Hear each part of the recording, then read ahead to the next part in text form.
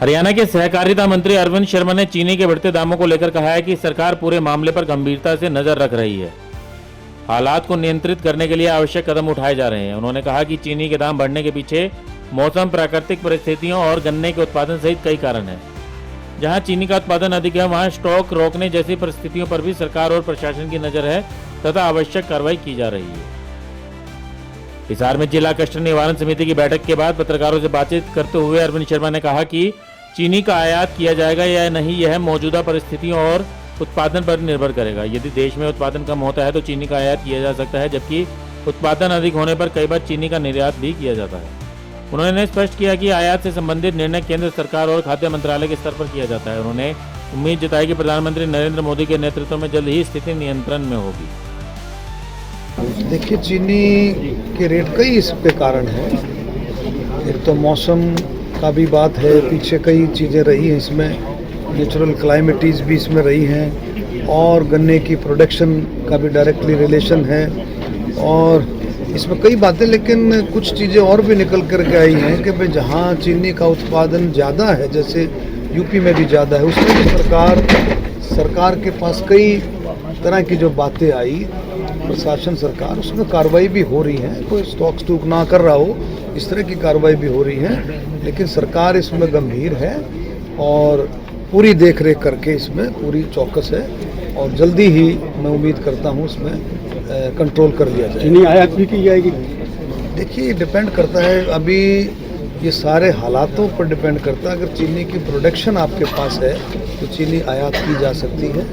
अगर जो है उसका मतलब इंपोर्ट की जा सकती है अगर उसमें प्रोडक्शन कम है, और प्रोडक्शन अगर ज़्यादा होती है तो वो एक्सपोर्ट भी की जाती है कई दफ़ा, कोई ऐसी बात नहीं है। लेकिन सरकार इसमें, ये जो चीनी का मामला है, केंद्र सरकार के ऊपर डिपेंड करता है। फूड मिनिस्ट्री केंद्र सरकार डिसाइड करती है, तो मुझे उम्मीद है मोदी जी के नेतृत्व में कोई ऐसे सिस्टम से हम बाहर जल्दी ही आ जाए। कष्ट निवारण समिति की बैठक के संबंध में उन्होंने बताया कि बैठक में कुल 15 शिकायतें रखी गई। इनमें से करीब 10 शिकायतों का मौके पर ही समाधान कर दिया गया, जबकि 5 शिकायतें अभी भी लंबित हैं। उन्होंने कहा कि इनका भी जल्द समाधान कर दिया जाएगा। इसके अलावा उन्होंने बताया कि पानी, सीवर, सड़क सफाई और अन्य स्थानीय समस्याओं से संबंधित शिकायतें समिति में सामने आती रहती हैं। जिला स्तर पर समाधान शिविरों के माध्यम से भी लोगों को समस्याओं का निवारण किया जा रहा है। अरविंद शर्मा ने राज दरबार कॉलोनी से जुड़ी समस्या का भी उल्लेख किया। उन्होंने कहा कि बिल्डर की ओर से कॉलोनी के निवासियों की मूलभूत सुविधाओं और आवश्यक सेवाओं से जुड़ी समस्याओं के समाधान के लिए 60 दिन का समय मांगा गया है। ग्रीवेंसेस कमेटी में 15 शिकायतें, यानी कि 15 कंप्लेंट्स आई।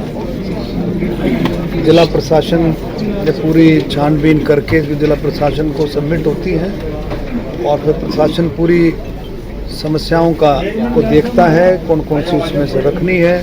15 उसमें रखी गई। 15 में से लगभग 10 का समाधान इसमें हो गया। 5 अभी पेंडिंग है, उसका भी जल्दी से जल्दी समाधान हो जाएगा।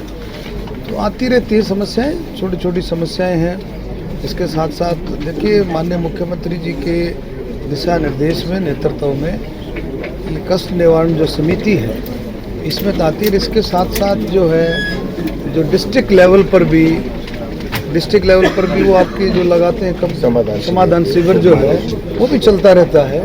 तो बहुत सारी चीज़ें, लेकिन फिर भी कुछ न कुछ छोटी मोटी बातें चलती रहे। कहीं पानी की समस्या है, कहीं कुछ सीवर की समस्या, आजकल बारिश का मौसम है, कहीं सड़कों की है, छोटी छोटी बातें आती रहती है, तो उनका समाधान भी होता रहता है। आज एक और जो अच्छी बात रही है सबसे इसमें, जो बिल्डकॉन जो आपका ये जो बिल्डर जो है काम कर रहे थे यहाँ पर, जो कॉलोनी बना रहे थे राज दरबार वाले, उसकी समस्या का एक अच्छा समाधान निकला है। जो उनकी रेजिडेंट्स की जो प्रॉब्लम थी, जो बेसिक एमिनिटीज़, बेसिक जो यूटिलिटीज़ की जो बात थी, उस पर उन्होंने 60 दिन का समय मांगा है कि विदिन 60 डेज हम सारी समस्याओं का समाधान कर देंगे। अच्छी जो है कि शुरुआत रही, अच्छी बात उसमें निकल करके आई। बिजली निगम के खिलाफ काफ़ी शिकायतें थी, लोग भ्रष्टाचार का भी आरोप लगा रहे थे। आपकी ग्रीवेंस कमेटी के मेंबर ने भी नहीं, भ्रष्टाचार की बात नहीं, शिकायत तो ये है कि भाई मैं बताया ना, छोटी छोटी बातें रखती हैं, लंबा चौड़ा मामला रहता है। कहीं पीने के पानी की कहीं ब्लॉकेज होगी, कहीं पाइपलाइन बदलनी है, कहीं और भी कई कई सिस्टम इसमें आ जाते हैं। कई सफाई है, सीवर की सफाई है, वो भी पब्लिक हेल्थ के अंडर में आ जाती है। कई आपने देखा कई फिल्टर एक समय पर साफ़ नहीं किया, उस समय पर करा दिया, तो कई चीज़ें आ जाती हैं इसमें। लेकिन प्रशासन जो है बहुत अच्छे तरीके से, बड़ी मुस्तैदी से काम करता है और शिकायतें भी आती हैं, समाधान भी बहुत अच्छे तरीके से समाधान भी होता है। राम रहीम को 17वीं बार पैरोल दिए जाने के सवाल पर कैबिनेट मंत्री ने कहा कि पैरोल एक निर्धारित व्यवस्था और दिशा निर्देश के तहत दी जाती है। संबंधित व्यक्ति की ओर से आवेदन दिए जाने के बाद सक्षम अधिकारी पूरे मामले की जांच करता है और नियमों के अनुसार निर्णय लिया जाता है। हर साल मैंने बताया कि एक साल में एक सिस्टम है जो उसके हिसाब से ही जो है, गाइडलाइन के हिसाब से ही पैरोल मिलती है। इसमें वो जो पैरोल लेने वाला अपनी दरखास्त देता है, वो कमिश्नर के पास जाती है, वो सारी बातें देखता है और जो उसके अगर पेंडिंग है, उसके डेज पेंडिंग है साल में, तो उसको मिल जाती है। उसमें कोई जो खास औरों को भी मिलती है। ये मामला ज़्यादा उछला हुआ है तो नहीं तो औरों को भी, बहुत लोगों को पैरोल मिलती है। प्रदेश में सफाई कर्मचारियों की हड़ताल के सवाल पर उन्होंने कहा कि सरकार और कर्मचारियों के बीच बातचीत का दौर जारी है। उन्होंने उम्मीद जताई कि जल्द ही इस मामले का समाधान निकाल लिया जाएगा। वो उसमें सारी आपस में बातचीत का दौर जारी है और मुझे उम्मीद है कि जल्दी इसका समाधान निकल जाए। ब्यूरो रिपोर्ट, नई ताज़ा न्यूज़, हिसार।